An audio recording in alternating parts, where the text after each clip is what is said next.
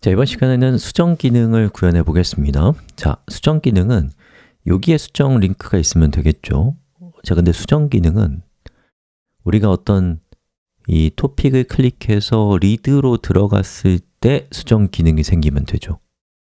그리고 이 수정 버튼을 클릭했을 때 저는 URL이 /update/ topic id가 오게 하고 싶거든요.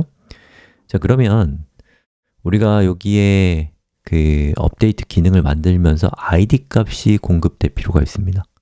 자, 그래서 우리 리드 쪽으로 가면 리드에서 현재 선택한 id를 전달하면 그 id를 토픽 안에서 이렇게 id 값을 받는 거죠.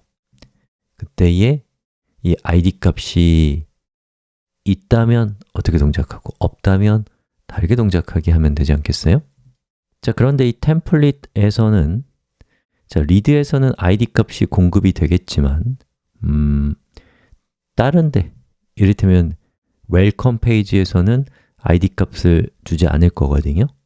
자, 그런 경우에 id 값이 주어지지 않으면 id를 기본 값으로 저는 값이 없다, 지정되지 않았다라는 뜻에서 none이라고 하는 기본 값을 주겠습니다. 자, 그리고 만약에 id가 none이 아니라면 어떻게 동작해라 라는 코드를 여기다가 적으면 되는데요. 자, 저는 context UI라고 하는 변수를 만들 거예요. 그리고 id 값이 없지 않다면, 즉 있다면 context UI에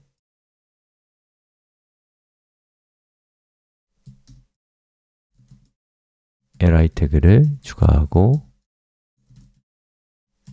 href 태그를 추가하는데 여기에 얘를 f스트링으로 해서 여기다가 id 값을 이렇게 주입하고 그 앞에는 /update/ id/ update.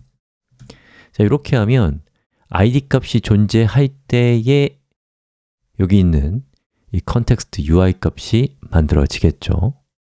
자, 그럼 저 context UI를 제가 여기에다가 이렇게 갖다 놓게 되면 어떻게 될까요? 우리가 홈으로 갔을 때는 업데이트 링크가 없는데 상세 보기로 들어가면 보시는 것처럼 업데이트 링크가 있고 업데이트를 클릭하면 보시는 것처럼 업데이트 /1번이라고 하는 주소로 연결이 되는 것이죠. 자, 그럼 이제 업데이트 기능을 구체적으로 구현을 해볼 건데요. 사실 업데이트는요, create와 거의 비슷해요. 근데 거기에 read 기능도 필요해요. 그 얘기는 조금만 이따가 하고요. 그렇기 때문에 create를 카피해서 여기다가 이렇게 붙여넣기 했습니다. 자, 그리고 우리가 수신받을 주소는 업데이트가 돼야겠죠? 그리고 업데이트는 id 값을 물고 들어오기 때문에 int id /라고 처리했습니다. 그리고 get과 post 모두 필요해요. 그리고 함수는 create는 이미 썼기 때문에 업데이트로 바꿔줬습니다. 자, 그리고 실행을 해보면 보시는 것처럼 에러가 뜨는데요. 자, 여기 보니까 에러가 왜 떴어요? 업데이트는 요 id를 파라미터로 받아야 된다고 돼 있네요. 자, 파라미터로 id를 지정하고 했습니다. 자, 이렇게 했더니 잘 동작하죠. 자, 근데 업데이트는요, 타이틀과 body에 기본값이 들어가 있어야 돼요. 그래야 수정하기가 편하거든요. 자, 그러면 우리 타이틀과 body 값은 어떻게 가져올 수 있을까요?